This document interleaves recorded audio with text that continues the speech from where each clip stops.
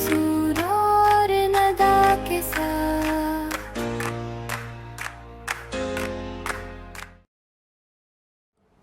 अस्सलाम वालेकुम नाजरीन, दिस इज़ मंसूर साहिर। हम अपने morning show Venus morning vibes के साथ आपकी खिदमत में हाजिर हैं और मेरे साथ हैं हमेशा की तरह Nida Shaikh. Good morning everyone, कैसे हैं आप लोग। और आज फिर हम एक और सुबह लेकर आए हैं नई एनर्जी के साथ, नई वाइब्स के साथ, और इसी के साथ साथ ही हमारे साथ जो गेस्ट मौजूद हैं वो भी एक नई एनर्जी, नई वाइब्स के साथ आए और डिफरेंट फील्ड से ताल्लुक़ रखते हुए भी हैं हमारे पास लोग हैं। और मज़े मज़े की आज गुफ्तगू होने के लिए जा रही है। और मज़े मज़े की गुफ्तगू से पहले मैं मंसूर साहिर की तरफ आना चाहूँगी। ये तुम रात को इतने मज़े मज़े के कोफ्ते खा के आगे मुझसे पूछा। मैडम, असल में चूँकि बुनियादी हवाला हमारा जर्नलिस्टिक है, तो वो कहते हैं कि सहाफ़ी जहाँ खाना देखता है वहीं चल देता है। मतलब खाने की जो भी दोस्त ऑफ़र करता है, तो वो दोस्त जो मुझे सुन रहे हैं, मुझे देख रहे हैं, वो आइंदा जब भी दावत करेंगे तो वो एक आदमी की नहीं करेंगे, मैडम को साथ बुलाएंगे मेरे, वरना मैडम जो है वो नियत लगाती है, बहुत मुश्किल हो जाती है। मैडम, आपकी इजाज़त हो तो हम मेहमानों के तारुफ की तरफ चलें। बिल्कुल। नाज़रीन कराम, ये हमारा चिट चैट, ये हंसी मजाक सिर्फ आपको मॉर्निंग की पॉजिटिव वाइब्स देने के लिए होता है। लेकिन इस वक्त जो सूरत हाल मुल्क की है, पाकिस्तान की जो लॉ एंड फोर्सेस एजेंसीज हैं वो दाखिली और ख़ारजी दोनों महाजों पर सरगर्म हैं। और ये हमारे लिए एक बहुत ही अहम हवाला होता है। इस सारे मामले में कौम को मुल्क के इन जवानों के साथ खड़ा होना होता है। इस सूरत हाल में जहां हमारी मुसल्लह अफवाज या हमारे कानून नाफिज करने वाले इदारे सरकूबी कर रहे होते हैं ऐसे अनासर की कि जो पाकिस्तान की सालमियत के ख़िलाफ़ हैं, तो वहाँ ज़रूरत होती है कि कौम भी जो है वो मुत्तहिद होकर इनके शाना बशाना खड़ी हो। आज हमने एक ऐसे ही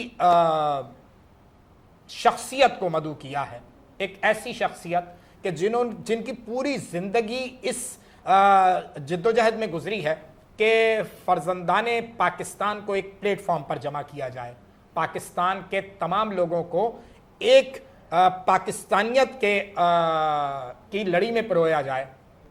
एक ऐसा नौजवान जो अपने तवील सफ़र से आगाज़ करता है पाकिस्तानियों को जोड़ने का, और आज भी वो अपने इस मिशन पर कायम व दायम है, रवां दवां है। मेरी मुराद है फ़र्जंद पाकिस्तान के, फ़र्जंदान पाकिस्तान के राना अशफाक रसूल ख़ान साहब। आप बानी भी हैं, चेयरमैन भी हैं। अस्सलाम वालेकुम। वालेकुम सलाम, बहुत शुक्रिया मंसूर भाई।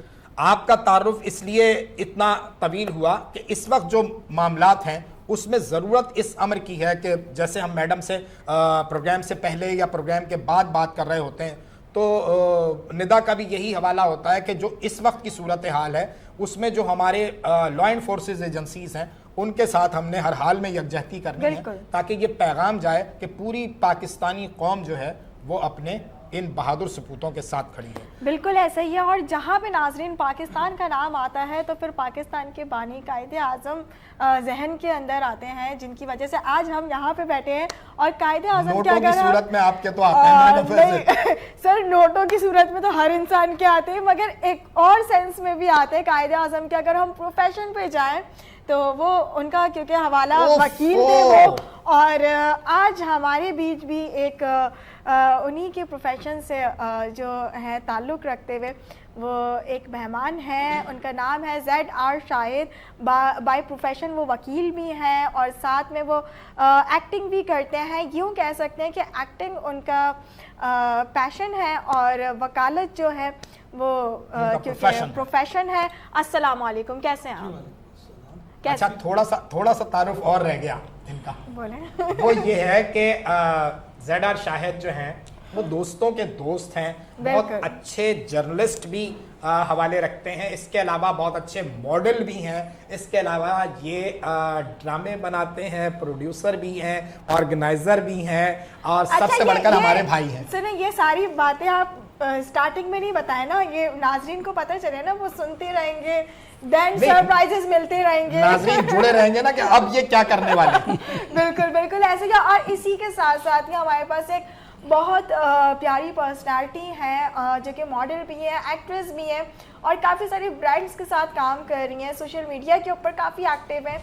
और उनका तारुफ मैं आपको करवाती जाऊँ। दुआ, अस्सलाम वालेकुम, कैसे हैं आप? वालेकुम अस्सलाम, गुड, आप बताइए। अल्हम्दुलिल्लाह ठीक ठाक। दुआ जो है वो सोशल मीडिया स्टार हैं, बल्कि सुपर स्टार हैं, बल्कि सुपर डुपर स्टार हैं। और दुआ के फैंस में मैं भी शामिल हूँ, यकीनन मैडम आप भी शामिल होंगी। आप भी सोशल मीडिया पे दुआ को फॉलो कर रही होंगी।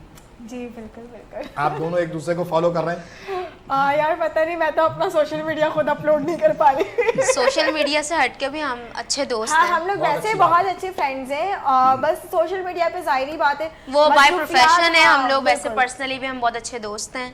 थैंक यू सो मच, आपने मुझे इनवाइट किया अपने शो में। राना साहब से गुफ्तगू का आगाज़ करें। बिल्कुल। राना साहब, जो इस वक्त मुल्क की मौजूदा सूरत हाल है और जो आपका कॉज है वो सेम हवाले रखता है। 77, 78, 80, 80 हम मतलब आगे बढ़ते चले जा रहे हैं। वो जो एक कौम बनने का हवाला है, कहीं नज़र आता है कि कुछ शायद अब अरबाब इख्तिदार और अरबाब इख्तियार में लोग आए हैं जो पाकिस्तान को एक कौम बनाने की तरफ, एक इसकी तश्कील की तरफ जा सकते हैं।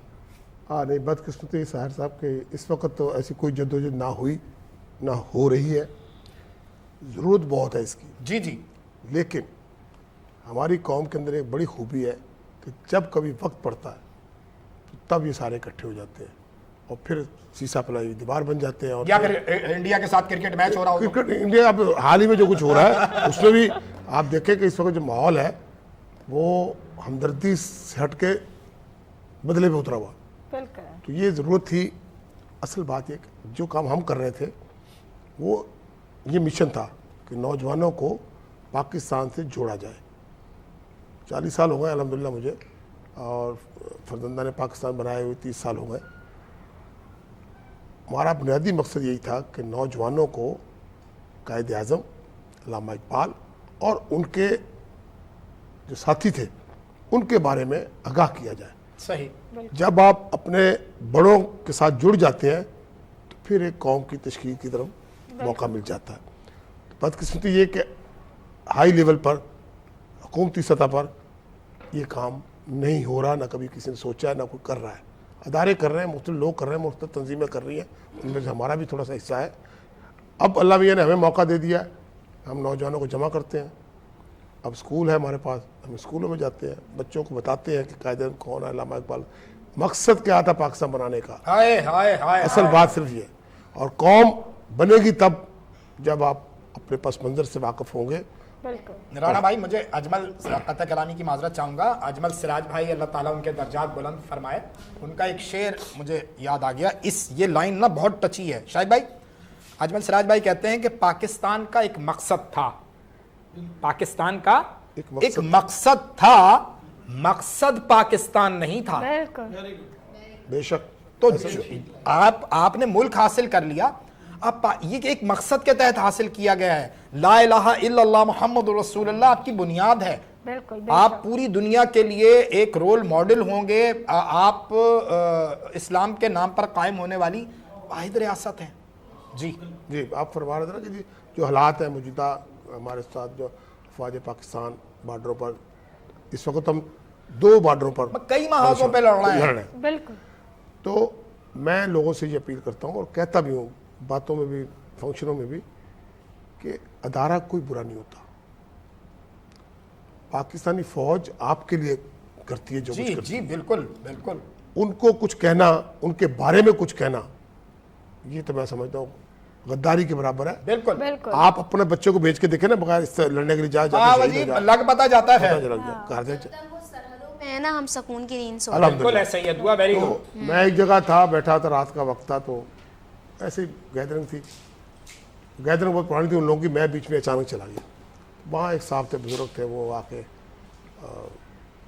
बस जो माहौल है आजकल का पाकिस्तान और फौज, ये मैं काफ़ी तो सुनता रहा। मैंने कहा यार इसको क्या हो गया इस बंदे को। जब मुझसे नहीं रहा गया, सच्ची बात है, मैं खड़ा हो गया। मैं तेरी ऐसी की तैसी, शाबाश। क्या बकवास कर रहे हो? तो सोचो से क्या कह रहे हो तुम, बिल्कुल। और किसको कह रहे हो? कभी ये भी गौर करो, सामने बैठा कौन है तुम्हारे? शायद आपको हैरानगी होगी, मेरे नाना फौजी, माशाल्लाह, मेरे दादा फौजी, माशाल्लाह, मेरे मामू फौजी, मेरा बाप फौजी, मेरा भाई फौजी, एयरफोर्स का पायलट। और सबसे बड़ी बात, आजकल का लेटेस्ट बंदा मेरा भांजा है उसामा अशफाक, जिसने पहला त्यारा गिराया, राफे गिराया उसने। भाई और 5 शाबाश। में हम शामिल हैं। तो आप मेरे सामने बैठ के यार ये बात कर रहे हो कि फौज ऐसी, फौज ऐसी। फौज मेरी जान, मेरा ईमान, मेरा मान, मेरे पाकिस्तान की पहचान और मेरे पाकिस्तान के पासबान। वाह वाह। आप सब कुछ कहें, मेरी जात के मतलब बात करें, मैं हाजिर हूँ, लेकिन अपने अदारों को खुदारा कुछ ना कहिए। उनकी अपनी अपनी ड्यूटियां हैं, अपनी अपनी जिम्मेदारियां हैं, वो पूरी कर रहे हैं आपकी खातिर, आपको सुकून पहुंचाने की खातिर।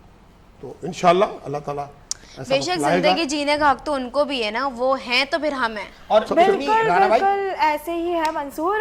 क्योंकि देखिए जहाँ पे फौज की बात आती है ना, तो बेशतर कुछ ऐसे अनासर हैं जो कि उल्टी सीधी बात कर जाते हैं। तो मैं उन्हीं से ही मुखातिब हूँ कि धूप हो, सर्दी हो, गर्मी हो, या भले कोई भी तूफ़ान क्यों ना टूट जाए, वो हमेशा सरहदों पे हमारे लिए खड़े हुए हैं और होते आ रहे हैं। काफ़ियों ने हमारे लिए जान की कुर्बानियाँ दी हैं और रोज़ उनकी ज़िंदगियाँ जो हैं वो दाव पे लगी होती है। अगर हालिया भी हम कुछ टाइम पीछे ही चले जाएं, जो हमारे मुल्क के अंदर हुआ अचानक से, और अगर हमारी पाक फौज नहीं होती तो हम लोग यहाँ पे ऐसे इतना रिलैक्स नहीं बैठे होते। हम लोग जंग का क्योंकि माहौल वो छिड़ा हुआ था, उसके बाद भी हम इतना एक कौम होकर घूम रहे थे, फिर रहे थे, एंजॉय कर रहे थे, टिकटॉक वीडियोस बना रहे थे। तो हम तो एंजॉय कर रहे थे, मगर उस स्माइल, उस खुशी के पीछे जो हाथ था वो हमारी पाक आर्मी का था, हमारी फौज का था। अगर वो लोग स्टैंड नहीं लेते, उनकी कुर्बानियाँ नहीं होती, तो आज ना आप होते ना हम होते। बहुत अच्छी बात। बिल्कुल, बिल्कुल। निदा, जैसे दुआ ने कहा ना कि अगर आप अपने घर पर चैन की नींद सो रहे हैं, आप जंग के दौरान मीम्स बना रहे हैं, बिल्कुल। तो आप ये इस एतमाद के साथ खड़े हैं कि आपकी बहादुर फौज जो है सरहदों पर मौजूद है। एंजॉयमेंट हो रहा था, पूरा पाकिस्तानी अवाम एंजॉय कर रही थी उस चीज को, जंग को एंजॉय कर रही थी। हमारे मुल्क के पास ये एजाज है कि हम वाहिद वो कौम है कि जंग के हालात में हम एंजॉय कर रहे थे। हाँ। और ये एजाज हमारी पाक फौज को जाता है। बिल्कुल, बिल्कुल, ये क्रेडिट हमारी पाक फौज को जाता है। शाहिद भाई, ये जो भी मौजूदा सियासी मंजरनामा तब्दील हुआ, एक बात फिर दूसरी गवर्नमेंट आ गई, फिर तीसरी गवर्नमेंट, ये बरसों का सिलसिला है। वो जो राना भाई ने बात की ना कि वो मामला अभी रुका हुआ है जो कौम की तश्कील का होता है। बीइंग ए लॉयर, जरूर हम आपसे आपके प्रोफेशन पे भी बात करेंगे, लेकिन चूंकि आप सोशल एक्टिव भी हैं, तो ये सारी सूरत हाल कहीं आप देखते हैं कुछ बेहतरी के, कहीं दूर आपको सुरंग के उस कोने पर रोशनी नजर आती है? जी, बिस्मिल्लाहिर्रहमानिर्रहीम। मैं अपनी बात का आगाज़ वहाँ से करूँगा जहाँ राना अशफाक रसूल ने कहा कि मैं अपनी सबसे पहले तो अपनी कौम को सलूट पेश करता हूँ। हमारी वो कौम है, जैसे भी हालात हों, जितनी भी सियासी आपस में हदबंदियाँ हों, दुश्मनी हो, लेकिन जब कभी किसी गैर मुल्क से, ख़ास तौर से मेरे हमसाए मुल्क से जब कभी जंग होती है या उनसे कोई कशीदगी पैदा होती है, तो हम सब किस तरह से एक हो जाते हैं, इस पर मैं अपनी कौम को सलूट पेश करता हूँ। अब रहा सवाल हमारी पाक फ़ौज की है। देखिए, पाक फ़ौज एक हमारा ऐसा इदारा है, देखिए हर जगह पर हम लोग उंगलियां उठाते हैं, अच्छाइयाँ बुराइयाँ हर जगह मौजूद हैं। आप कभी इमेजिन करें, सोचें कि जो हमारे फौजी जवान ग्लेशियर में जहाँ 6-6 फीट की बर्फ होती है, सोच भी नहीं सकता है। ये जो इंतहाई को मालूम मालूम के साथ क्रिटिसाइज करने वाले हैं ना, इनको मतलब मालूम ही नहीं है कि ग्लेशियर पे क्या होता है। लोगों को मालूम नहीं कि जो 6-6 फीट की बर्फ में जो हमारे जवान वहाँ खड़े होते हैं, जब वो अपने शूज़ उतारते हैं तो कई मरतबा तो ऐसा होता है कि खाल उनके साथ पाँव आती की खाल है। साथ उतर जाती है। सलाम है उन लोगों को जो वहाँ पर हमारे हिफाजत के लिए मौजूद हैं। देखिए, जो सबसे पहले, मैं बुरा मानने वाली बात नहीं, जो हमारी अपर क्लास है, मेजर से ऊपर, वो लोग जाहिर है कि उनकी ड्यूटियाँ इतनी सख्त नहीं होती, लेकिन उसका ख्याल करें जिसकी 1-2 माह पहले शादी होती है या उसका बच्चा पैदा हुआ, पता लगा उसकी कॉल आ गई और वो सरहद पे चला गया, वो साल वहाँ पर होता है। उनको देखिए, हम अपने घर में गर्म खाना खाते हैं, हम हर वक्त ठंडा पानी पीते हैं। आप ये देखिए, जो सैकड़ों मील दूर या सैकड़ों ना कहीं तो चंद किलोमीटर दूर अपने उस जो उनकी चौकी होती है उससे आगे जाते हैं, किस तरह खाते होंगे, किस तरह पी रहे हैं, गर्म पानी होता है उनकी, जो मैं सबसे पहले उनको सलाम पेश करता हूँ। आपने उन फौजियों को जो निचली सतह से ऊपर तक आते हैं, उनकी वाकई बड़ी मेहनत है, उनकी वजह से हम सुख और चैन के नींद सोते हैं। और शाहिद भाई, हालिया जो ऑपरेशंस हैं उनकी कमांड जो है वो मेजर, कर्नल, ब्रिगेडियर रैंक के अफसरान कर रहे थे, जिन्होंने जामे शहादत भी नोश की। तो ये तखसीस भी जो है ये सिर्फ जबानी है। हमारे फौज का हर अफसर, हर जवान हमारे लिए उतना ही अहम है, और उसके लिए पाकिस्तान और पाकिस्तान की सरहद भी उतनी ही अहम है। बिल्कुल ऐसा ही है। शुरू में ऐसा होता है, कमांड तो करते आए ना जी।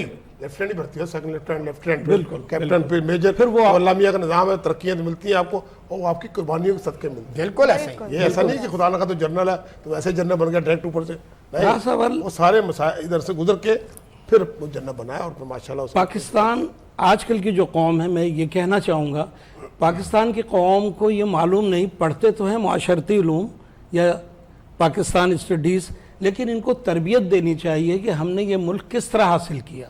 चले जाएं 78 साल पहले किस तरह से लोग आए, किस तरह से पाकिस्तान बना, हम लोग भूल चुके हैं। हम समझते हैं हमें प्लेट पे रख के मिला, हमें एजुकेशन की कमी है। एजुकेशन में बताना चाहिए, बताने वालों की कमी है कि उनको याद दिलाएं। देखिए वो पाकिस्तान मिला, आज हम किस बहर अरबी का शिकार हैं, क्योंकि हमें मुल्क की हमें कदर नहीं है। जाइए पूछिए फ़लस्तीन वालों से, जाइए पूछिए गज़ा वालों से, मुल्क क्या होता है, किस तरह मुल्क की अहमियत और इज़्ज़त होती है। हमें कुछ नहीं है, बस हम आपस में लड़ रहे हैं, जो कि बिल्कुल गलत है। सियासी पार्टियां हैं जो कि गलत है। मैं समझता हूँ बहुत सारे लोगों में बहुत सारी गलतियां हैं, उनको हमें दूर करके सिर्फ एक पाकिस्तानी बनना चाहिए। हमें सिंधी, महाजिर, बलोच, पंजाबी, पठान, सराइकी नहीं होना चाहिए। हमें सिर्फ और सिर्फ पाकिस्तानी होना चाहिए। जिस तरह ईरान वाले ईरानी हैं, अफगानिस्तान वाले अफगानी हैं, इस तरह हमें सिर्फ पाकिस्तानी होना चाहिए। सर आपकी बात बिल्कुल दुरुस्त है, मगर अगर और मगर को ब्रेक के बाद कर लें। बिल्कुल बिल्कुल, हम ब्रेक से वापसी आते हैं, हमारे साथ रहिएगा और इसी टॉपिक को हम कंटिन्यू रखते हैं। नए जज्बों नए ख्वाबों को जगाता है, सुबह की आवाज हंसी हमारे साथ है, मंसूर और नदा के साथ।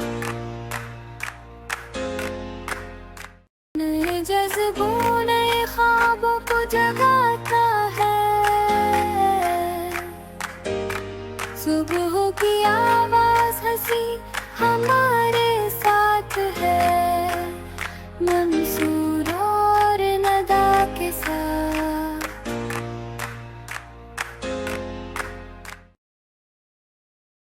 वेलकम बैक टू नाजरीन। हम लोग ब्रेक से वापसी आ चुके हैं और ब्रेक से पहले बात चल रही थी कौम के ऊपर, तो बस कौम के ऊपर रहम करें, बस महंगाई ना करें मैडम। कौम के ऊपर तो रहम है, और कौम के ऊपर ही मैं अपने टॉपिक को कंटिन्यू रखती हूँ, क्योंकि कौम पे बात हुई थी। तो हमारी कौम ने इतना कुछ फेस कर चुकी है, इतना कुछ देख चुकी है कि अब वो इतनी अवेयर तो हो चुकी है कि अल्हम्दुलिल्लाह अब मैं जो देखती हूँ ना जनरेशन के अंदर, अब मैं मोहब्बत देखती हूँ, इंसानियत देखती हूँ, और एक दूसरे के लिए हुस्न सलूक देखती हूँ। सही, जिसकी मैं अपने कुछ शोज के अंदर बात करती भी आती हूँ कि हुकूकुल इबाद, ठीक है, हुकूकुल इबाद की वजह से हमारा जो माशरा है वो बहुत ज्यादा खराबी की तरफ जा रहा था, ठीक है, मगर जब बात ना होने की वजह से मैं समझा शायद होने की वजह तो डर गया मैडम, मैंने कहा ना होने की वजह से हमारा माशरा जो वो बहुत खराबी की तरफ जा रहा था। मगर आज का जो नौजवान है वो हर छोटी और बड़ी चीज़ को ज़रूर समझ रहा है, और भले वो सिंधी हो, पंजाबी हो, महाजिर हो या बलोच हो, सब आपस के अंदर मोहब्बत करके रह रहे हैं। और जहाँ पर बात पाकिस्तान के ऊपर आती है तो ना यहाँ पे कोई ज़बान देखता है और ना कोई सूबा या ना कोई सिटी देखी जाती है। सब पाकिस्तानी बनकर खड़े होते हैं और एक दूसरे के शाना बशाना साथ देते हैं। बिल्कुल मैडम। और इसी के साथ साथ ही मैं ज़ेड आर शाहिद की तरफ, मैडम दुआ भी आई हुई है हमारे प्रोग्राम में, ज़ेड आर शाहिद की तरफ, मगर मैं जाती फिर मैं दुआ की तरफ आऊंगी। नहीं आप बोलें, फिर चरंगी घूम के आते हैं हम। चले बस चरंगी घूम के आते, तो मैं ज़ेड आर शाहिद की तरफ जाऊंगी, क्योंकि हालिया जो मुल्क की सूरत हाल है, कानून बनते हैं और उसके ऊपर इम्प्लीमेंट नहीं होगा। इम्प्लीमेंटेशंस नहीं ठीक, होते हैं ठीक। उसके ऊपर। क्या क्या वजह है इसकी? हाँ, देखिए कानून हमारे यहाँ बनाए जाते हैं, बनते हैं कानून। कानून बनते इसलिए कि उस पर अमल किया जाए। बिल्कुल ठीक है, मैं छोटी छोटी मिसालें जो रोज़मर्रा की हैं वो देता हूँ। देखिए मोटरसाइकिल हमारे मुल्क में या शहर में आ जाइए, मुल्क में आ जाइए, बहुत सारी हैं। लोगों की एक आसान सवारी है अपनी मंजिल मकसूद तक जाने के लिए। लेकिन आप देखिए बच्चों को तरबियत ही नहीं होती मोटरसाइकिल चलाने की। क्या कभी आपने सुना है कि पाकिस्तान में मोटरसाइकिल सिखाने का कोई इंस्टीट्यूट है? कहीं नहीं है। ठीक है, बच्चे किस तरह मोटरसाइकिल चलाना सीखते हैं?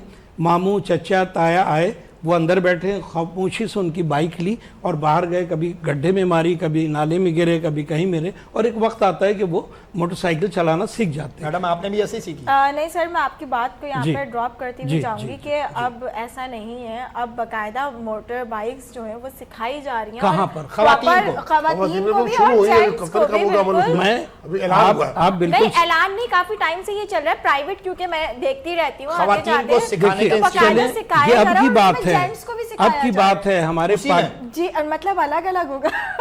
नहीं, देखिए हमारे पाकिस्तान को बने हुए 78 साल हो गए। मैं जो बात कह रहा हूँ पहले मेरी बात सुने, फिर उसके बाद बताइएगा मुझे।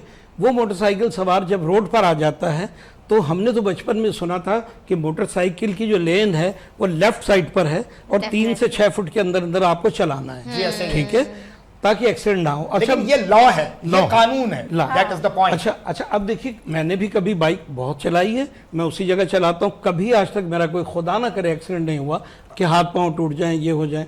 आज आप देखिए बूढ़ा 70 साल का आदमी राइट अपने लेन पर चल रहा है और अगर मोटरसाइकिल चल रही यूं करके हिला, उससे कहते यार किनारे किनारे तो चल रहा हूँ। उस बेवकूफ़ को ये समझा जाए कि तेरा किनारा लेफ्ट हैंड अमेरिका में नहीं जो राइट हैंड चल रहा है, तो यहाँ चले, आप यकीन जानिए कि उससे एक्सीडेंट नहीं होंगे। मैं अपने तमाम नौजवान भाइयों से कहता हूँ कि अपनी बाइक को एक बड़ा भाई समझते हुए बाइक को लेफ्ट हैंड पे चलाइए, ताकि आप खुदा न खास्ता गिर भी जाएंगे तो आपका एक्सीडेंट नहीं होगा तो आपको बहुत कम चोटें लगेंगी। चेंज जाए कि आप राइट साइड पे जा रहे हैं, पीछे से कोई गाड़ी आ रही है और वो उड़ा के रख देती है। अब एक हेलमेट की बात आ गई जी, मैंने तो हेलमेट पहन लिया या मैंने नहीं पहना, ठीक है जी।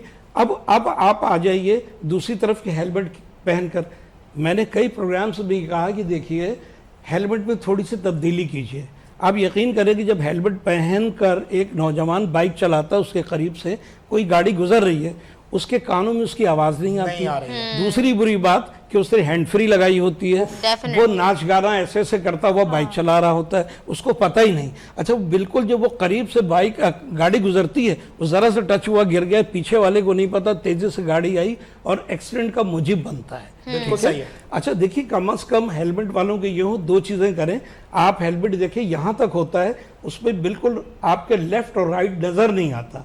आप उसमें मॉडिफिकेशन करें कि आपको नज़र तो है कि मेरे राइट पर मेरे लेफ्ट पे कोई है। अच्छा, ना ही वो सुनता है और ना ही वो देख पाता है। उस पर सोने पे सुहागा क्यों, म्यूजिक सुन रहा होता है या किसी से बात कर रहा होता है। तो सबसे मैं ये कहता हूँ कि सबसे पहले हेलमेट से भी पहले हैंड फ्री पर पाबंदी लगाई जाए कि कोई कम से कम बाइक वाला, अगर गाड़ी वाला है तो गिरता नहीं है, उसने अपना मोबाइल सुन लिया गलत है, उसने हैंड फ्री लगाई गलत है, लेकिन मोटरसाइकिल वाला तो फ़ौरन उसी वक्त उसको रिजल्ट मिल जाता है। तो मेरी दरख्वास्त है डीआईजी ट्रैफिक से कि सबसे पहले जो लोग कानों में हैंड फ्री लगाकर गाड़ी चला रहे, इस पर पाबंदी लगाई जाए, ताकि इस पर बहुत फ़र्क पड़ेगा।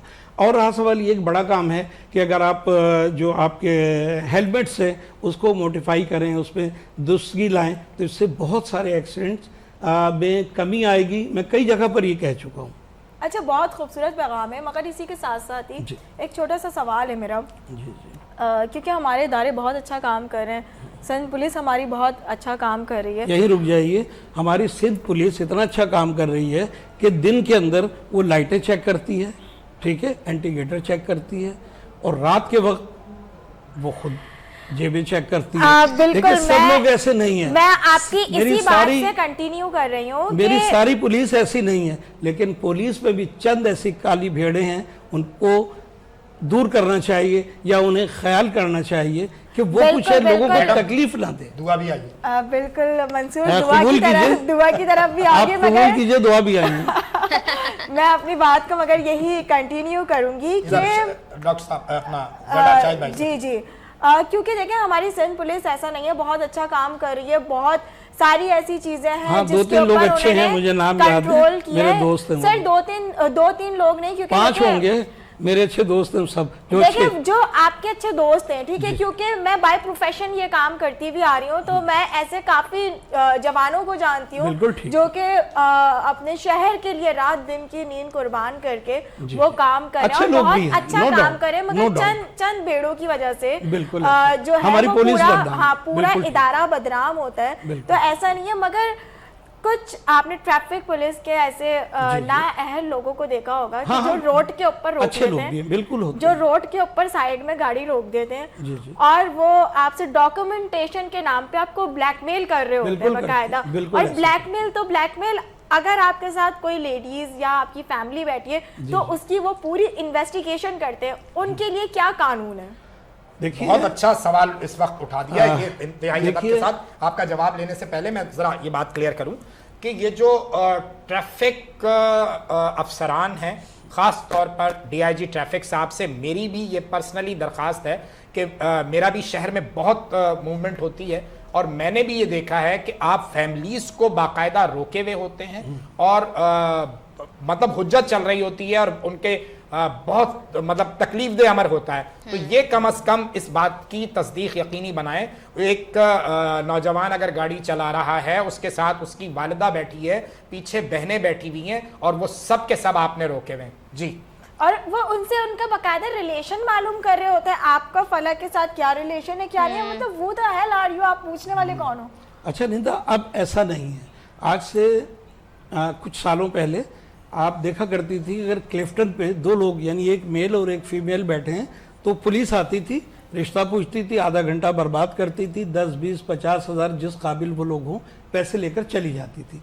लेकिन परवेज़ मुशर्रफ साहब के दौर में ये कानून आया था। अब देखिए कि कोई पुलिस वाला ये नहीं पूछेगा ये तेरी कौन है, कहाँ से लाया है। सर अभी भी ऐसे लोग मौजूद हैं, जब ये सवाल सर मैंने ये आपसे सवाल किया आया है। अभी जो वो एक राइडर थी जो पाकिस्तान के दौरे पे आई हुई थी, उसके साथ जो कुछ गुफ्तगू हुई है, मतलब ये बहुत तकलीफ दे हमारा है। मतलब हम ये बात खुशी से नहीं कर रहे हैं क्योंकि हम हर उस इदारे का एहतराम करते हैं जो कानून नाफिज करने वाला इदारा है, लेकिन ये जिनकी निशानदाही मैडम कर रही हैं, जिनकी निशानदाही मैं कर रहा हूं, इन पे गहरी नजर रखने की जरूरत है जी। बाजों का इदारे में ऐसे लोग मौजूद हैं कि जिनको तमीज नहीं होती बात करने की, सामने कौन है या क्या है, हमें किस कैटेगरी में क्या बात करनी चाहिए, That's किसी से right. क्या बात पूछनी चाहिए। मेरे साथ भी ये सीन हो चुका है, मुझे भी ट्रैफिक पुलिस ने रोका था क्योंकि उनका काम ही नहीं बनता है लेडीज को रोकना। फिर मुझसे एनआईसी मांगे जा रहे थे, काफी मिसबिहेविंग, फिर बहस कर रहे थे। आपने बताया कि एनआईसी मेरा बन गया, मैं 18 साल की हो गई। नहीं नहीं, आई एम 27 इयर्स ओल्ड। अच्छा, तो फिर इसका मतलब आपके पास नाज़रीन, एनआईसी थोड़ा सा इजाफा ये वाली लाइन हाँ, निदा मैडम कटवा देंगी क्योंकि निदा मैडम अभी तक 22 की हैं, वो कह रही है मेरी 2 थोड़ा सा बढ़ा लें से राना साहब कहना चाह रहे हैं 27 को बढ़ा लें थोड़ा सा। नहीं, मैं वो नहीं कह रहा, जब आपकी बात को- आपकी बात को आगे बढ़ाना चाहिए। इवन 27 को लोग मानते भी नहीं है। इस मुल्क में जितने कानून बनाए गए हैं सब अच्छे, कसूर मेरा और आपका है। मैं भी अमल नहीं करता, और अमल तो जिसने कोई भी नहीं करवाना करता। है वो भी नहीं करता। अगर आपको याद हो, शायद आपने देखा होगा पाकिस्तान टेलीविजन पर जब अकेला टेलीविजन हुआ करता तो उस जमाने में ट्रैफिक कवानीन दिखाए जाते थे, सिखाए जाते थे। अब इस कराची में इतना रश हो गया है, आपको बताता ही नहीं है कि चलना इतना क्या रश हो गया इतना है, रश, इतना आए भी दिन छोटा accident। लफ्ज है। कोई मुझे बताता समझ ही में नहीं है कि आता, भाई लोगों ने ट्रैफिक के टैंकर कवानीन के क्या है, नीचे आके आपने अमल इतने कैसे लोगों की करना है। जान गंवाई, बकायदा उसके लिए पहले क्या books किया है दी हमारे जाती थी। बुक्स तो अभी भी मुल्क है। में। देखिए टीवी एक अदारा आपका, अब सर माशाल्लाह मीडिया है। टीवी का आपने जिक्र छेड़ दिया, जिक्र जब छिड़ गया कयामत का, बात पहुंची तेरी जवानी को। हाजी साहब ये तो बताना पड़ेगा जी, जी, कि कहां से वो इब्तिदा होती है जब आप एक खूबरू नौजवान, बहुत ही 30 साल पहले की बहुत बात ही है। जादुई आंखों वाला लड़का जब टेलीविजन स्क्रीन पर नमूदार हुआ। मगर आप उस बात को कंटिन्यू पहले कंप्लीट करें कि उनके लिए क्या कानून होना चाहिए, देन आप इस अच्छा टॉपिक अच्छा, पे देखिए आएं। उनके लिए कानून ये है कि वो फौरन 15 पे फ़ोन करें, पुलिस की मदद हासिल करें और जो भी कवानीन जो चीज़ें वो मांग रहा है लोगों को भी चाहिए कि लोग रुक के उनकी मदद करें। ये ऐसा कोई कानून नहीं कि लेडीज़ पीछे बैठी है तुम्हारी कौन है, ठीक है, ये सब चीज़ें बहुत पुरानी हो चुकी है, हमें नेट ने बहुत कुछ सिखा दिया। अब बात आगे तक जाएगी। अच्छा, अदाकारी का आपने जिक्र किया जी, मुझे शौक तो था जी जी, अदाकारी मतलब मुझे आता होगा। अदाकार बनने से पहले की बात है। अच्छा, तो उस वक्त मुझे मौका मिला, एक मारूफ नाम मेरे दोस्त थे, मेरे छोटे भाइयों की तरह। नाम लेते सर, नाम लेने में कोई अर्ज नहीं। अब्दुल्ला कादवानी, माशाअल्लाह। हम दोनों ने मिलकर 98 में जब सिर्फ पीटीवी हुआ करता था, सही। हमने अपनी प्रोडक्शन की पांचवा मौसम, उसमें बड़े मैडम आप उसमें थी क्या? जी सर, वो मेरा पहला जन्म था। Okay, thank you. अभी मेरा 5वां चल रहा है। हाँ 98 मेरी पैदाइश वो साल है। अच्छा ठीक है। तो 98 में हम लोगों ने सर, जब मैं देखिए ये बात जो है ना, ये असल में बहुत सारी मजेदार इसमें चीजें एलिमेंट आ गए। मैडम जो थी उस फिल्म उसमें ड्रामे में थी, ये दुआ जो थी उस वक्त पैदा हो रही थी, और अगर ये बात पैदा हो चुकी थी। हाँ, पैदा हो चुकी मतलब थी। 1 मिनट में खत्म नहीं होगी ना, 10 साल हो चुके थे पैदा हुए। 1 मिनट में खत्म नहीं होगी। तो हम नाजरीन ये देखें, आप भी हमारे हमसे जुड़े रहें, बहुत मजे की गुफ्तगू होने जा रही है। यहाँ ले रहे हैं हम एक छोटा सा ब्रेक के बाद वापस आते हैं। ठीक। नए जज्बों नए ख्वाबों को जगाता है, सुबह की आवाज हंसी हमारे साथ है, मंसूर और नदा के साथ। नए जज्बों नए ख्वाबों को जगाता है, सुबह की आवाज हंसी हमारे साथ है, मंसूर और नदा के साथ।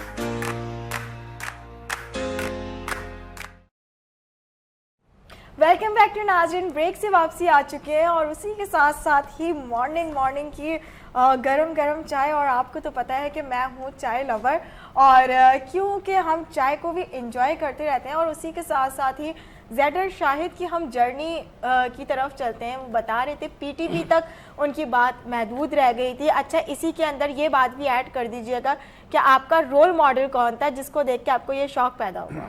ठीक है, ये अच्छा है कि आपने बताया कि आई एम चाय या टी लवर। नहीं, इसमें मैं ऐड कर दूं, वो हम अपने बचपन में देखते थे ना पोपाय द सेलर, वो आयरन, वो उसका पालक जो है उसका डब्बा होता था, वो ऐसे गया और फिर वो पोपाय जो है वो भूल गया। अच्छा, तो मैडम को एनर्जी आ जाती है चाय के। अब इन्होंने 2 घूंट मारे नहीं के बस। ये बहुत अच्छी बात है कि इनकी मोहब्बत चाय से है। हाँ। बहुत अच्छी बात। जी जी, खैर आगे चलता हूँ। तरफा है। एक तरफा है, चाय को इनसे नहीं है मोहब्बत। अच्छा देखिए, 98 में अब्दुल्ला और हम, पीटीवी का एक ड्रामा था, इकबाल लतीफ़ साहब उसके प्रोड्यूसर हुआ करते थे। एक रात एक कहानी, जब मुल्क के हालात बड़े ख़राब थे तो वो ड्रामा एक रात पे ही बनता था। उसमें मैं और अब्दुल्ला कादवानी भी थे, हुमा मीर वगैरह बहुत सारे एक्टर थे।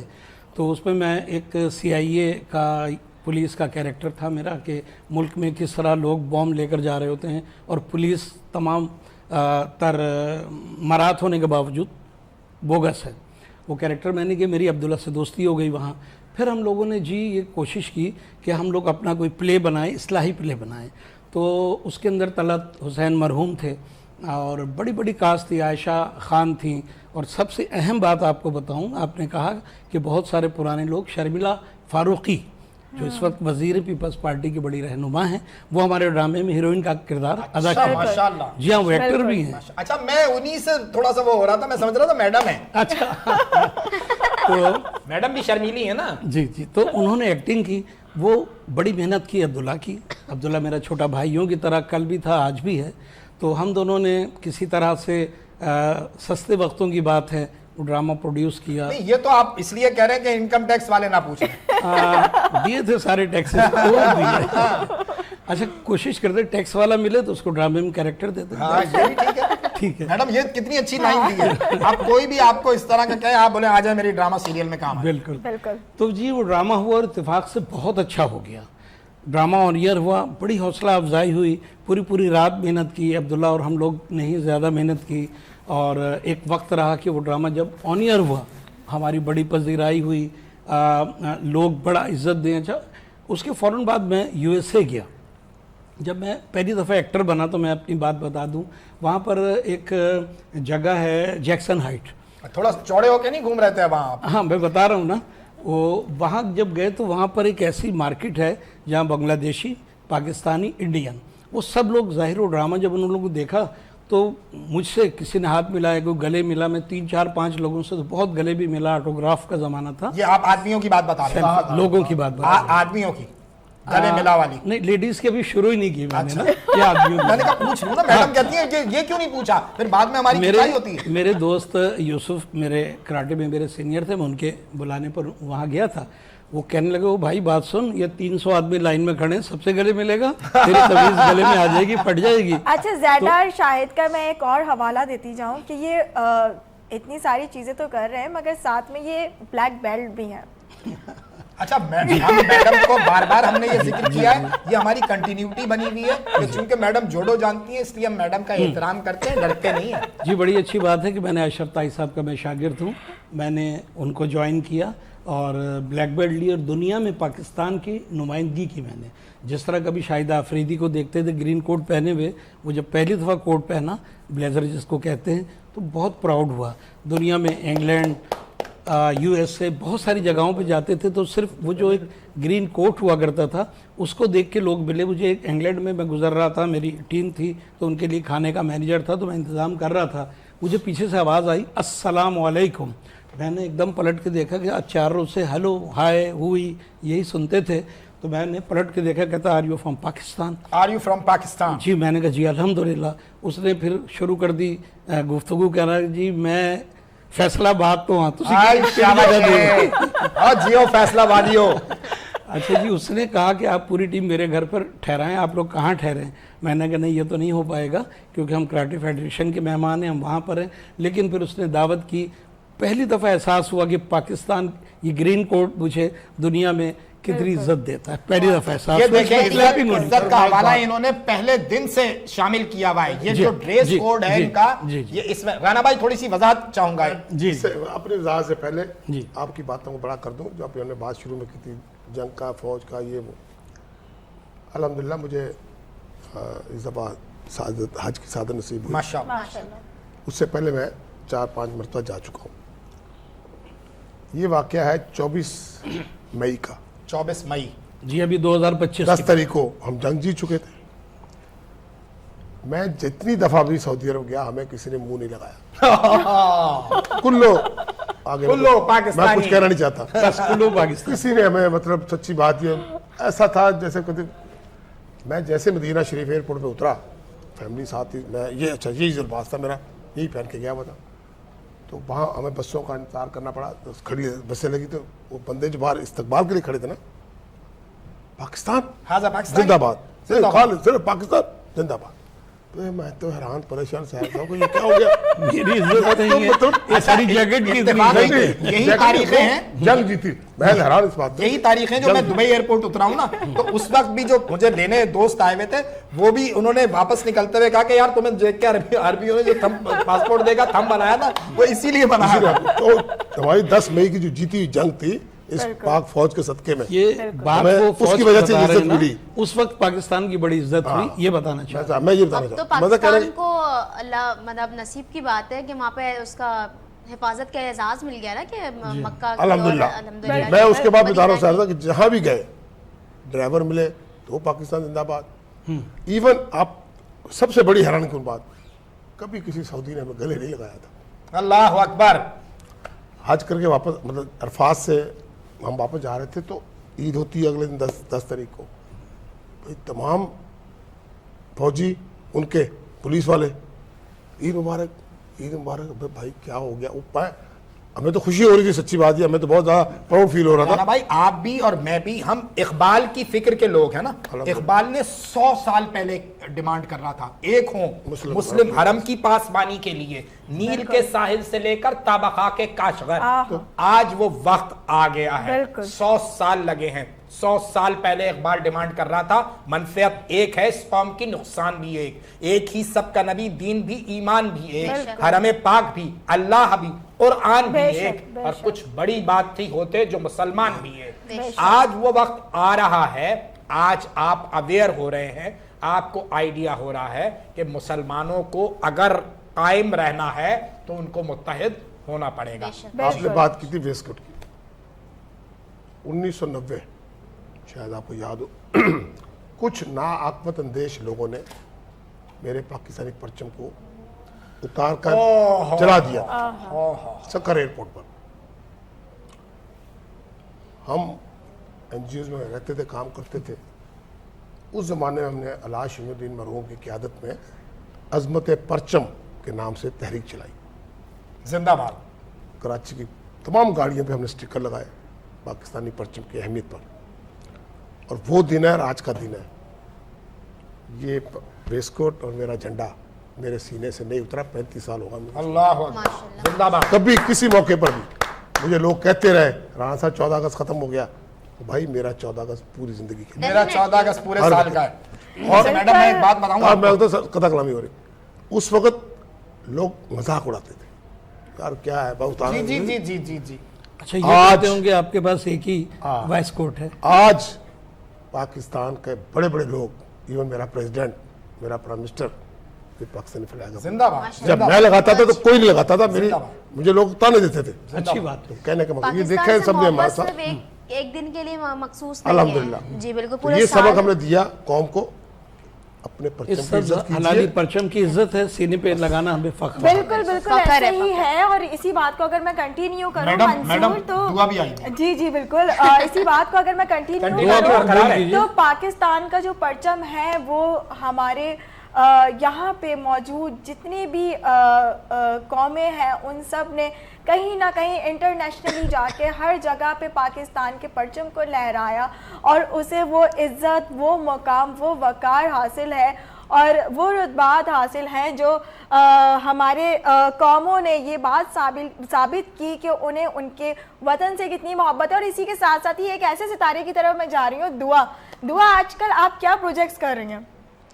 I am doing modelling mostly. ज़्यादातर मैंने स्टिल शूट्स ही किए हैं। देन अभी मैंने एक्टिंग में अपना स्टार्ट किया है करियर। मैंने काफ़ी टीवी सीरीज़ कमर्शियल्स किए हैं, ड्रामा किया है, मैंने वेब सीरीज़ की हैं। सो अब आगे मेरा यही है कि मैं एक्टिंग पर ज़्यादा फोकस करना चाहूँगी क्योंकि मुझे शौक़ एक्टिंग का था। बिकॉज़ के वहाँ उसका स्कोप, उसका एक्सप्लोजर बहुत ज़्यादा बड़ा है मॉडलिंग से ज़्यादा। तो और मुझे शौक़ भी बहुत ज़्यादा है काफ़ी ज़्यादा सीनियर एक्टर्स के साथ काम करने का। मेरे बाबा को बहुत शौक़ था कि मैं टीवी पे आऊँ, तो अब इस चीज़ को मैंने बाय प्रोफेशनली लेना बहुत ज़्यादा कर दिया है कि मैं ज़्यादा ड्रामों को काम दूँ। अच्छा, तो इससे पहले क्योंकि मंसूर मॉडलिंग और एक्टिंग जो होती है वो दोनों एक अलग अलग फील्ड मैडम आप होती हैं। दोनों कर रही हैं आप?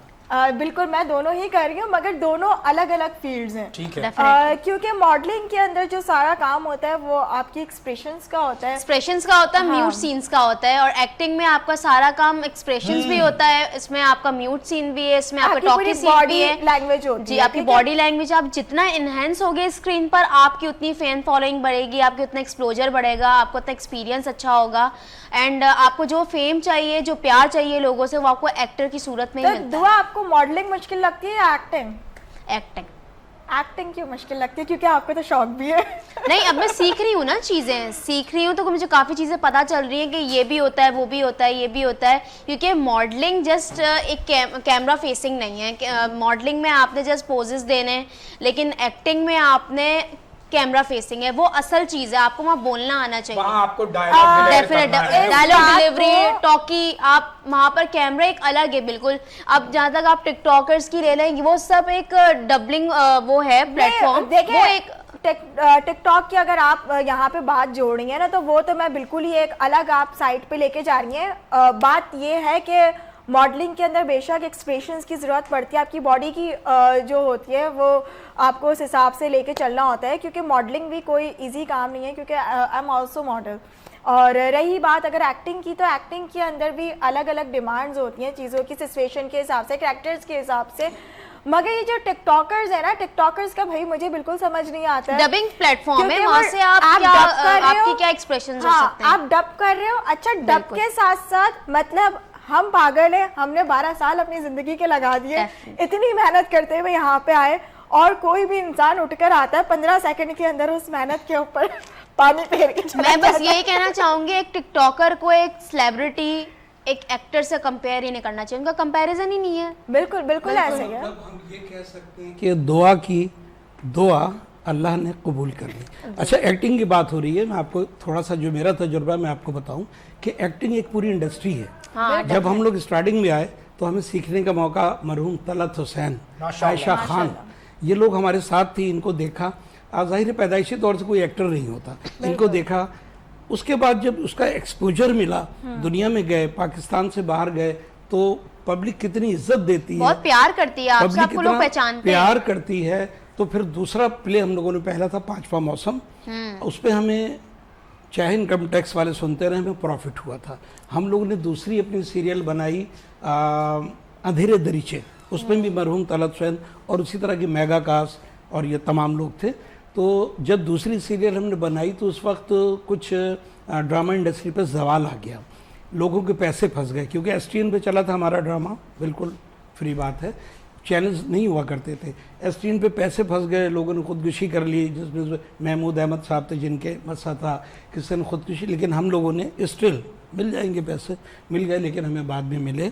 अब्दुल्ला से वहाँ से दोस्ती शुरू हुई। आज भी अब्दुल्ला मेरा छोटे भाइयों की तरह से, आजकल तो वो एक बड़े चैनल पे बड़ी जिम्मेदारी से बहुत सारे बहुत प्ले कर रहे मशहूर हैं। हस्ती हैं, काफी जी, नाम जी, सुना है, उन्होंने आई किया रिस्पेक्ट टू हिम। और अब शायद वो और भी कर रहे हैं।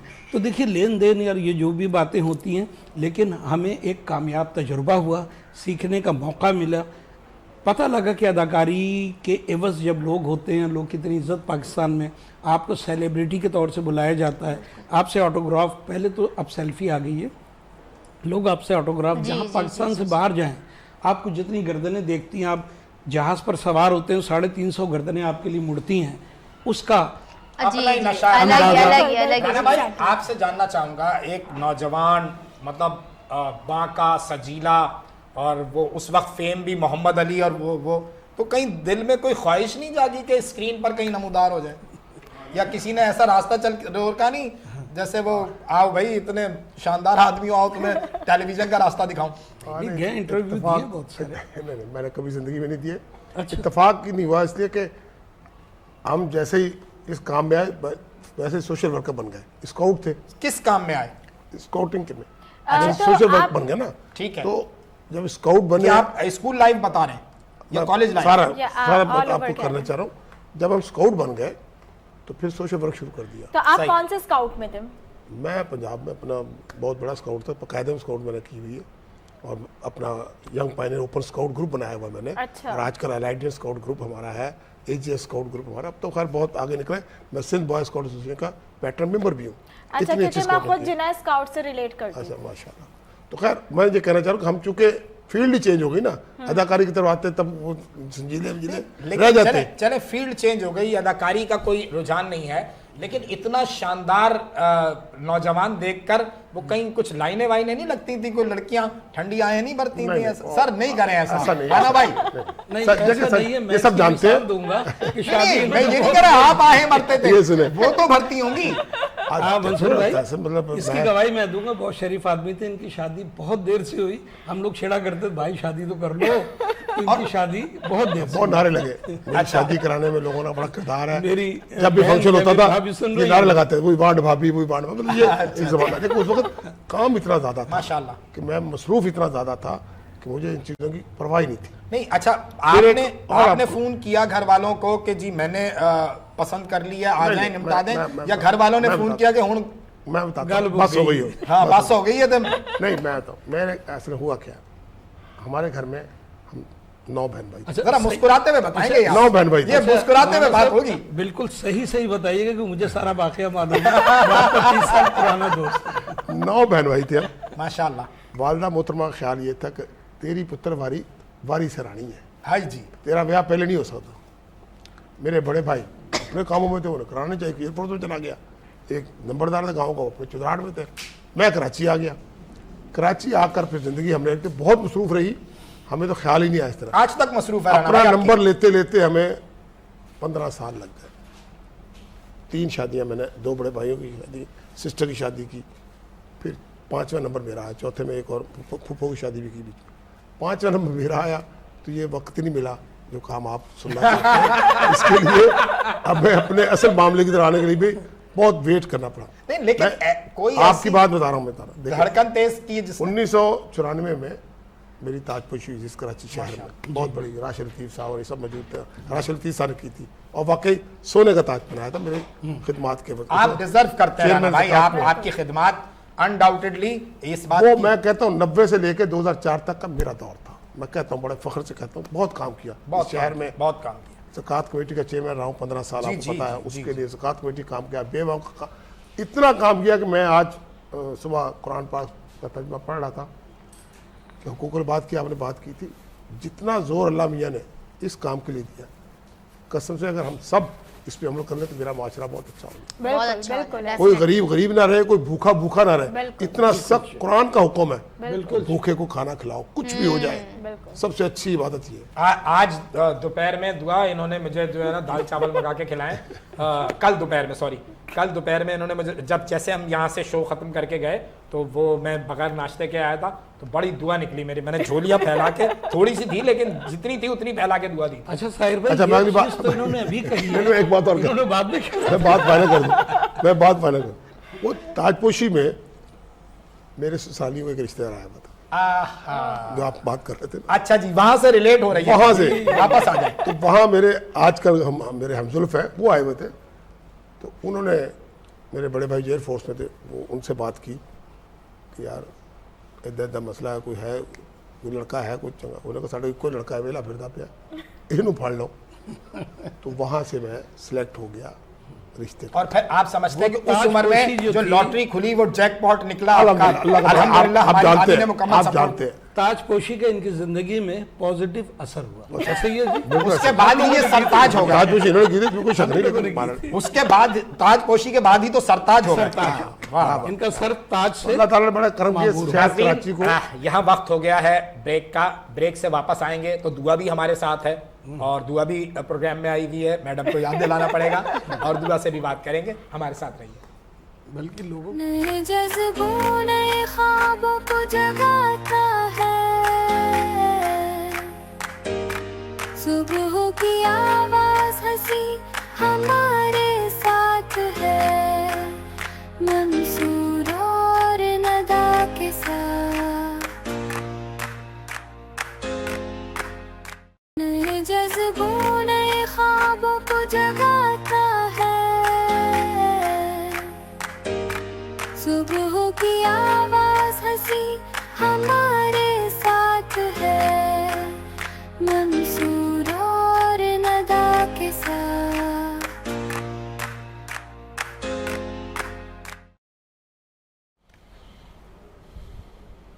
वेलकम बैक नाजरीन। हम ब्रेक से वापस आ गए हैं। हम सोच रहे थे कि मैडम जो है वो आपको ब्रेक में वापसी पर खुशामदीद कहेंगी, लेकिन मैडम किसी ट्रांस में चली गई हैं, मैडम किसी सोच में चली गई हैं। और जब मैडम सोच में जाती हैं तो फिर एक दानिशवराना जो है वो एक थॉट निकल कर सामने आता है। जी मैडम।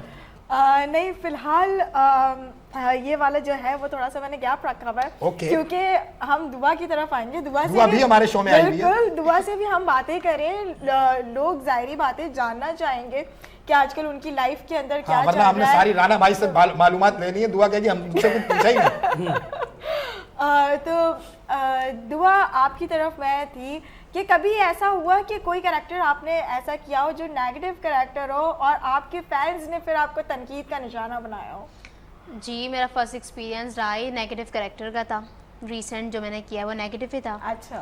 जी, बट मेरा वो नेगेटिव कैरेक्टर ज़्यादा दिन चला यूँ नहीं कि वहाँ पर ड्रामे में कैरेक्टर ही मुझे 2 मंथ का कहकर मतलब वो सेगमेंट ख़त्म कर दिया 10 दिन में, वरना वो मेरा बहुत अच्छा रोल था। तो क्या और मुझे कैरेक्टर क्या काफ़ी- था, थोड़ा सा बताएं।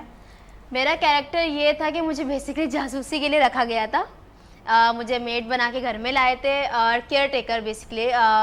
देन फिर मैंने जासूसी करनी थी हस्बैंड वाइफ की और अच्छा, उनके डायरेक्टर कौन था? क्योंकि उसने बड़ा अच्छा फैसला किया, खवातीन जो है जासूसी अच्छी कर लेती है। कौन था डायरेक्टर थे हमारे काशिफ रफीक। हाँ, तो मैं मन बड़ा टीवी अच्छा से फैसला था उनका। जी मन टीवी से मैंने ड्रामा किया था अपना फर्स्ट कैसा है मेरा नसीब नमरा शाहिद के साथ। एंड वो मेरा पहला ही एक्सपीरियंस था। अब तक मैंने अभी तक कोई बड़ा ड्रामा नहीं किया। ब्लॉकबस्टर सीरियल है वो तो, जी बड़ा- जी, काफी बड़ा काफी जी जबरदस्त। जी, सोप सीरियल था उनका, अच्छा, अभी रिसेंटली वो इत्तेफाक खत्म की हुआ है। बात है, खुर्शीद जब इनका पीरजादा ने कैसा लिखा मेरा था नसीब वो। चल रहा हाँ था जी। तो उसी बीच के अंदर मेरा भी सीरियल चल रहा था और ससुराल। आप भी नेगेटिव रोल किया हुआ था। हाँ, और मेरा भी नेगेटिव एक रोल था। मिनट मैडम, मैं जरा सा पीछे हो जाऊं। अब आए जी। और मुझे अच्छा भी नेगेटिव रोल ही लगता है। अच्छा, मैं खुद ये बात कहती हूँ कि हीरो को तो सब भूल जाते हैं, विलन को बंदा जिंदगी विलन भर को याद नहीं रखता भूलता है। कोई, ये विलन विलन। तो दुआ इसके अलावा क्या एक्टिविटीज़ हैं, क्योंकि शोबिस की ज़िंदगी जो है वो काफ़ी रोशनियों भरी है, लोगों को दिखता है ऑन स्क्रीन, हम लोग हंसते हैं, मुस्कुराते हैं, लोगों को एंटरटेन करते हैं, मगर पर्सनली लाइफ के अंदर चीज़ों को मैनेज करना काफ़ी डिफिकल्ट हो जाता है। तो कैसे मतलब अपने लिए टाइम निकालते मैंने हो? अपनी स्टडी अभी कंप्लीट की है, have done masters in English and economics, and इसके अलावा मुझे 11 इयर्स हो गए जॉब करते हुए। मैंने अपने घर को सपोर्ट किया है। That's good, very मेरे good. बाबा की भी रिसेंट डेथ हुई है 2 साल पहले। ओह। अल्लाह ताला उनके दर्जात बुलंद हैव फरमाए। No brother, have only 3 sisters. मैं सबसे बड़ी हूँ, अपने घर को सपोर्ट करती हूँ। अभी मैंने रिसेंटली जॉब अपनी स्विच मतलब लेफ्ट की है, वहाँ पे मैं as a HR manager job करती थी। मैंने अभी मास्टर्स में भी इंग्लिश और इकोनॉमिक्स किया, तो बाय प्रोफेशन मेरा एज अ HR मैनेजर का भी मेरा एक्सपीरियंस है। भाई दैट्स गुड। और अगर देखा जाए तो फिर मैं यही बात बोलूँगी कि लड़कियां भी लड़कों से कम नहीं होती हैं, और आजकल तो जेंडर ही नहीं देखा जाता। खैर, लड़कियां और लड़के मैं कहती हूँ कि एक दूसरे के शाना बशाना चल रहे हैं, और यही एक मुल्क और यही तो एक कौम माशरे की में एक बुराई तरक्की। पैदा हो रही है। नहीं, मैडम, एक सर। शाना बशाना चल रहे हैं। नहीं, मैडम एक सर, बात समझ में ये- नहीं आती, एक बात समझ में नहीं आती। लड़कियां मैट्रिक का रिजल्ट उठाओ, लड़कियां टॉप, इंटर का उठाओ, लड़कियां टॉप, BA ग्रेजुएशन मास्टर्स कहीं नहीं कोई देखिए, मेरा उठा लो, रैंक तो मेरे बाबा को लड़कियां- क्रेडिट जाता था, क्योंकि मेरे बाबा खुद भी लेक्चरार थे।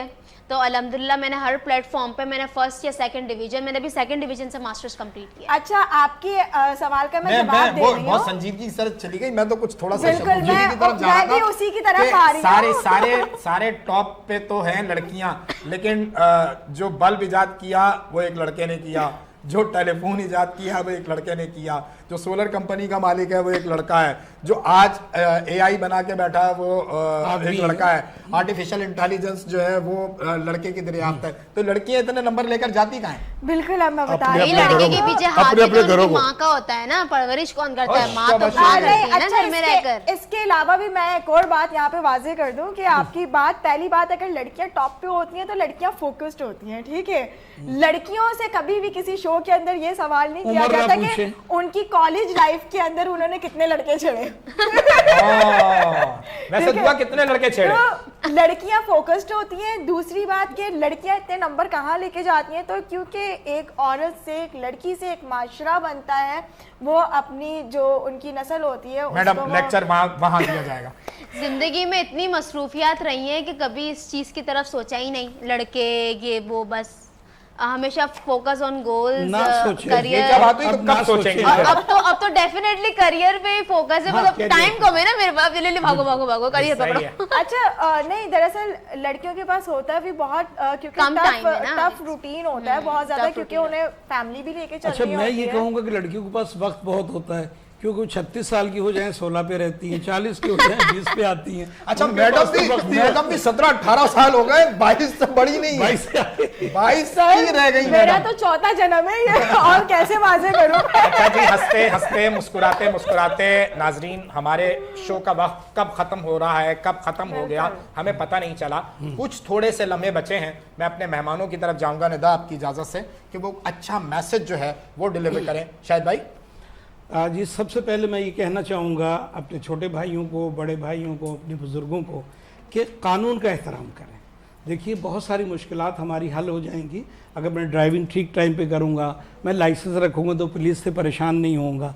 सिर्फ कानून का एहतराम करें, हमारी ज़िंदगी अब देखिए कि बहुत आसान हो जाएगी। ये छोटी सी बात है, लेकिन इसका मकसद इसके पीछे बहुत बड़ा है।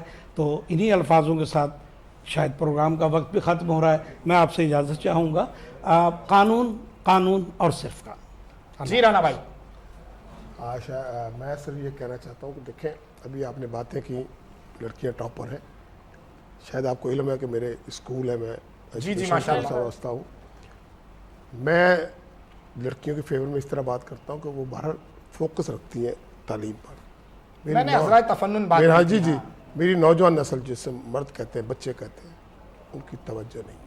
अब यकीन जानिए इस कदर दिल दुखता है कि बच्चे पढ़ना ही नहीं चाहते। बिल्कुल टॉप तो बहुत दूर की बात है। आपको पता है पिछले 30 साल से टॉपर्स को अवार्ड देता हूँ, कराची बोर्ड से, जी, जी, जी, जी। इंटर से, लड़कियाँ ही लड़कियाँ। यानी पिछली दफ़ा जो हमने अवार्ड दिए 2 लड़के थे, 36 लड़कियाँ थी जिनको मैंने अवार्ड दिए। 2 काफी टॉपर थी। बदकिस्मती हमारी, मेरी माँ बाप से गुजारिश है, देखें कोई जेंडर सिस्टम नहीं है, बच्चों को ही पढ़ना चाहिए, बच्चियों को ही पढ़ना चाहिए। माँ बाप को ख़ास तौर पर बच्चों पे तवज्जो देनी चाहिए कि जिनके हाथ में हमारा मुस्तकबिल है। बेशक। बेटियां डॉक्टर बन के भी पढ़ाई हो जाती है, डॉक्टर छोड़ देती है, डॉक्टरी लाखों रुपए लग जाता है हमारा। लड़के अगर सही मानों में तालीम हासिल करेंगे, पढ़ेंगे, लिखेंगे, पढ़े लिखे नौजवान बनेंगे तो माशरे में बहुत अच्छा इम्पैक्ट जाएगा। बहुत सख्त ज़रूरत है बच्चों को तालीम के मैदान में आगे बढ़ने की, और इस पर माँ बाप जिम्मेदार हैं जो रात को चेक नहीं करते बच्चा क्या कर रहा है, मोबाइल पे जो कुछ हो रहा है। मैं मादर के साथ कहना चाहता हूँ कि जब मैं कुरान पाक की तिलावत सुनता हूँ तो बीच में आपका एक ऐसा ऐड आ जाता है जिसको देखकर आंखें शर्म से झुक जाती हैं। और मैं वो सोचता हूँ कि जब मेरी बेटी मोबाइल देख रही होगी या मेरा बेटा मोबाइल देख तो उसको किन किन चीज़ों का सामना हाँ करना जी, पड़ता है। बिल्कुल। गारंटी कोई नहीं किसी की, शायद हम बूढ़े भी यूँ करते होंगे, लेकिन चेक एंड बैलेंस रखिए। अपने बच्चों को जरूर पूछिए क्या किया है, क्या कर रहे हो। ख़ास तौर पे स्कूल गोइंग बच्चों से मैं माँ बाप से दरख्वास्त करता हूँ कि मैट्रिक से पहले मोबाइल मत दीजिए। फजूल है सारी बात, तजर्बा बता रहा है, आंखों देखी बातें बता रहा हूँ कि बच्चे हमारे ख़राब हो रहे हैं। अल्लाह ताला सबको महफूज रखे। आमीन। मेरी इस कौम को हदायत हो कि हम सब मिलकर पढ़े लिखे लोग बनकर इस मुल्क के पाकिस्तान की खिदमत करें। और मेरा जो ख्वाब है, आप सबका जो शायद ख्वाब है कि पाकिस्तान को अल्लामा इकबाल और कायद आज़म का पाकिस्तान बनाने की जद्दोजहद में हिस्सा लेना चाहिए। बहुत शुक्रिया। जी दुआ। बस मैं यही पैगाम देना चाहूँगी कि जो भी चीज़ करें वो दिल से करें, अपना मोटिव ना बोलें, अपना फोकस नहीं बोलें जो आपको ज़िंदगी को लेकर है। आप ऐसा सोचें कि मैं इस दुनिया में क्यों आया हूँ, अल्लाह ने कुछ सोचा है तो मैं इसलिए आया हूँ। तो बस मेरा यही है कि अपने वालिदैन का एहतराम करें, एंड अगर आप कामयाब होना है तो हर चीज़ को एक लाइन अप करके चलें ताकि आपकी की ज़िंदगी मैसी ना हो और आपकी ज़िंदगी अच्छे से चले। बिल्कुल बिल्कुल ऐसे ही है नाजरीन। और माशाल्लाह से इतनी खुशगवार गुफ्तगू यहाँ पे हम सबकी हुई। और बस जाते जाते एक छोटा सा मैसेज दूंगी कि बस शऊर बेदार करें अपने अंदर। तालीम जितना हासिल कर सकते हो उतना हासिल करें, भले वो लड़की हो या लड़का हो। ऐसा नहीं है कि अगर लड़का तालीम हासिल नहीं कर रहा तो वो सिर्फ उसी के लिए गलत है, या लड़की को तालीम हासिल नहीं करनी चाहिए।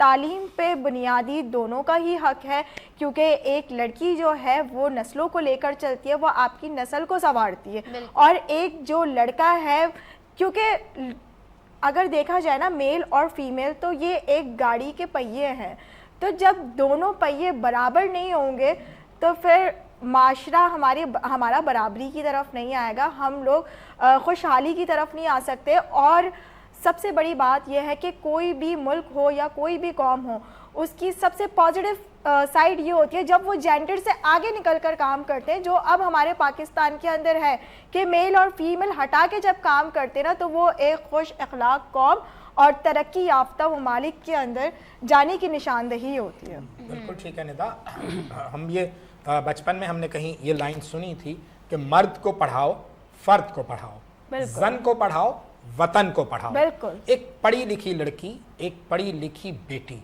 एक पढ़ी लिखी बहन, एक पढ़ी लिखी माँ, एक पढ़ी लिखी बीवी, ये आपकी सोसाइटी बनाएंगी। ये जब तक जो हम बात करते हैं, मैडम बात करती हैं, और जब यकीनन मैडम कोई संजीदा बात कर रही होती हैं तो हम बहुत ही कोशिश करते हैं कि उसको सुकून से सुने भी और समझें भी, क्योंकि ये बात है शऊर की। जब इस सोसाइटी में औरत पढ़ेगी तो वो शऊर बांटेगी। माँ की गोद को कहा गया है कि पहली दर्सगाह है बच्चे के लिए। बेशक। पहली दर्सगाह से वो जो सबक सीख कर आगे निकलता है वही सबक उसको सारी जिंदगी याद रहता है। एक अच्छे मुआशरे की तश्कील में जो किरदार एक औरत अदा कर सकती है, वो यकीनन मर्द नहीं कर सकता। कर अपने हिस्सा बकदरे जुस्सा ज़रूर मर्द को भी डालना है इस सोसाइटी में, और अपने अतराफ़ में, यानी अगर भाई की हैसियत से छोटे भाई को नसीहत करेगा, बाप की हैसियत से औलाद को करेगा, तो ये सारी चीज़ें अपनी जगह मौजूद हैं। लेकिन वो जो हम पोर्ट्रेट कर रहे हैं, जो हम बात समझाने की कोशिश कर रहे हैं कि एक पढ़ी लिखी लड़की जब माँ बनेगी तो वो आने वाली नस्ल को एजुकेट ही नहीं कर रही, बाशऊर भी कर रही है। जब नई नस्ल बाशऊर होती है तो फिर जो मैडम बात कर रही थी ना, बहुत सारे मसाइल जो हैं आज की औरत पढ़ रही है, तो आज की औरत ये बात अपने आने वाली नस्ल को समझा रही है कि ज़बान और मसलक और मज़हब और ये सारे हवाले जो हैं ये अपनी जगह ज़रूर मुक़द्दम होते हैं। लेकिन अगर आप सबसे पहले पाकिस्तानी हैं, जहां से मैंने बात शुरू की थी नाजरीन, मैं इस अपनी सारी तुमहीद को लेकर वहीं आया हूं कि जब आप अपने तमाम ग्रोही फरोही इख्तलाफात को बालाए ताक रखेंगे और अपने अंदर पाकिस्तानियत की सोच जगाएंगे, तो फिर आप यकीन कर लें कि पाकिस्तान से ज़्यादा तरक्की याफ्ता मुल्क कोई नहीं होगा। अल्लाह ताला ने आपको चारों मौसम दिए हैं, कुदरती वसाइल से माला माल मुल्क है आपका, जोग्राफियाई एतबार से आप एक बहुत ही मतलब ऐसा बहुत ही अहम खित्ता हैं, और सबसे बढ़कर ये कि आप इस्लामी दुनिया में एटमी ताकत है। बिल्कुल। अब आपका फर्ज है कि आप अपने इस पाकिस्तान को आगे लेके जाएं, पाकिस्तानियत पर फख्र करें। जो पाकिस्तान के साथ जुड़ा है वही हमारी दिल है, हमारी धड़कनों में है, और पाकिस्तान हमेशा जिंदाबाद था, पाकिस्तान हमेशा जिंदाबाद रहेगा। पाकिस्तान जिंदाबाद। आज तक के लिए इतना ही। अल्लाह हाफ़िज़। अल्लाह हाफ़िज़। नए जज्बों नए ख्वाबों को जगाता है, सुबह की आवाज हंसी हमारे साथ है, मंसूर और नदा के साथ।